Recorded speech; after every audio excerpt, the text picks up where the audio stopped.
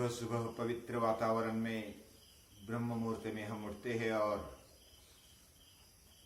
मन में, बुद्धि में या तो अंतःकरण में ऊंचे से ऊंचा विचार लाते हैं।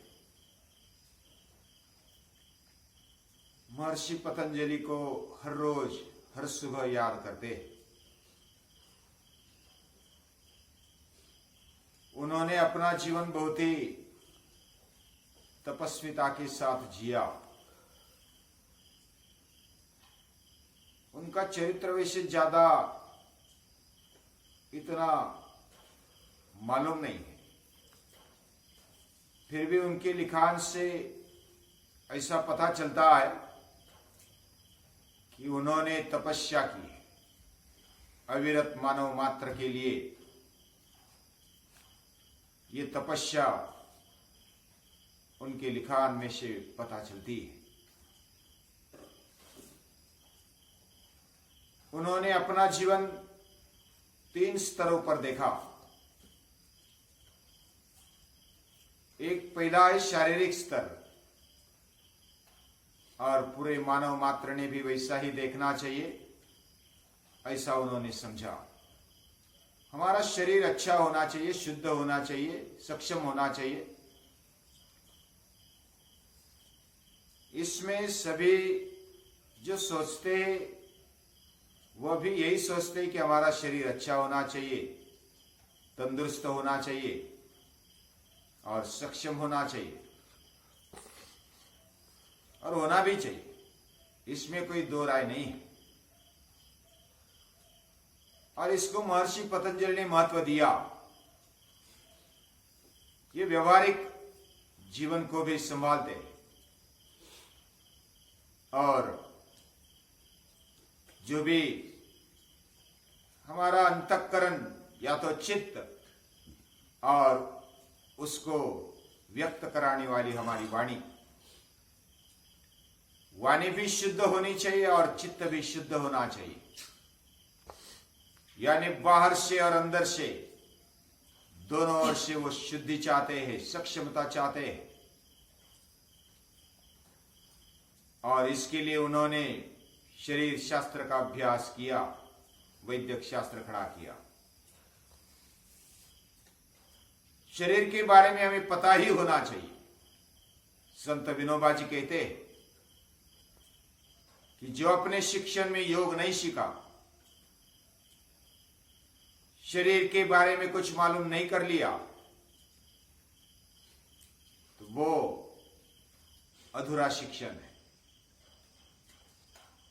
यानी योग और शरीर शास्त्र आरोग्य होना ही चाहिए, और इसके लिए मेहनत, अभ्यास की आवश्यकता है। जैसे हमारा शरीर, इंद्रिय सक्षम और निरोगी होने चाहिए, वैसा हमारी वाणी भी शुद्ध होनी चाहिए। वाणी को शुद्ध करने के लिए उन्होंने भाषा शास्त्र का, व्याकरण शास्त्र का अध्ययन किया, और वो लिखकर भी रखा है। उनका जो महाभाष्य है वो अष्टाध्यायी के ऊपर उन्होंने वो टीकात्मक लिखा है। और ये भाष्य, ये व्याकरण शास्त्र है, और वाणी की शुद्धि के लिए ये बहुत आवश्यक है। हमारी वाणी शुद्ध हो, पवित्र हो, और उसी से हमारा स्वभाव जाना जाता है और चरित्र भी बनता है। इसलिए वाणी का तप होना चाहिए। उन्होंने अपने जीवन में किया है। महर्षि पतंजलि वो तप करते हुए अपने जीवन को बहुत ही अच्छा आकार देते, और सभी मानव मात्र को वो मार्गदर्शन करते। और तीसरी बात उन्होंने बताई, ये चित्त की शुद्धि होनी चाहिए, और चित्त की शुद्धि के लिए स्पेशल योग शास्त्र लिखा।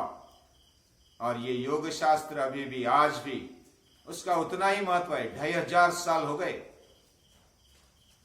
और इतने सालों से इसका महत्व अभी तक कोई कम नहीं करते पाया है।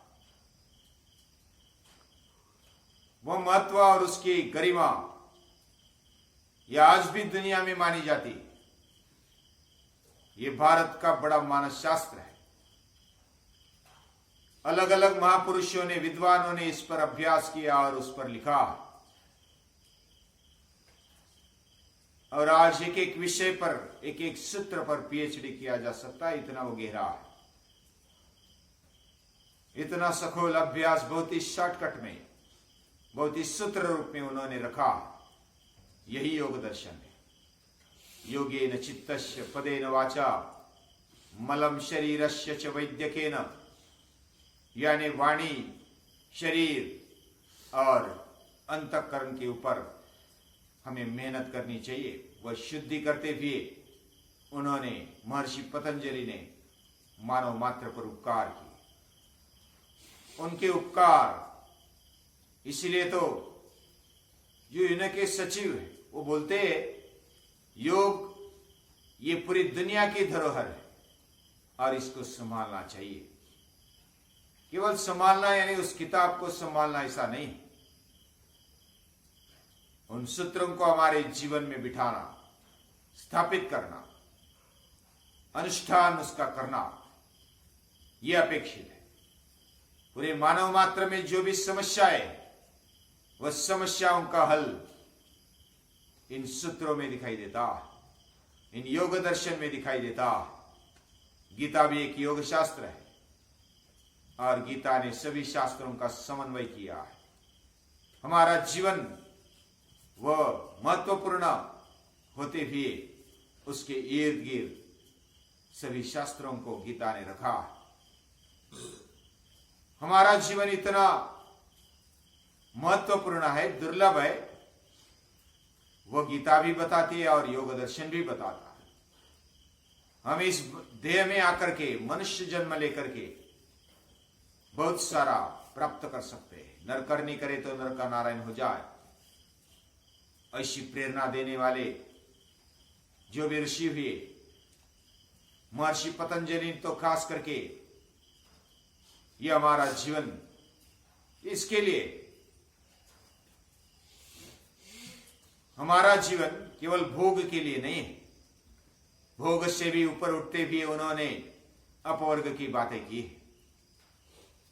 और ये पूरा दृश्य ये दृष्टा के लिए। तदर्थैव दृश्यस्यात्मा, ये बताकर उन्होंने जीवन का लक्ष्य, ध्येय क्या होना चाहिए ये बताया और हम पर उपकार किए। ऐसे उपकार करने वाले जो भी ऋषि मुनि संत महापुरुष हुए, उनके उपकार हम चुका नहीं सकते।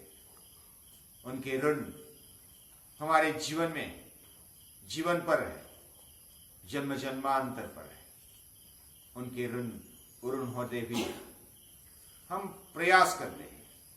हमारा प्रामाणिक प्रयास से उनके लिए नमस्कार है। उनके साथ माता पिता, आचार्य, अतिथि, अबाल वृद्ध, मित्र परिवार, कुटुंबीय, इन सभी को याद करते हुए आप सभी को मनपूर्वक नमन करते हैं। प्रणाम।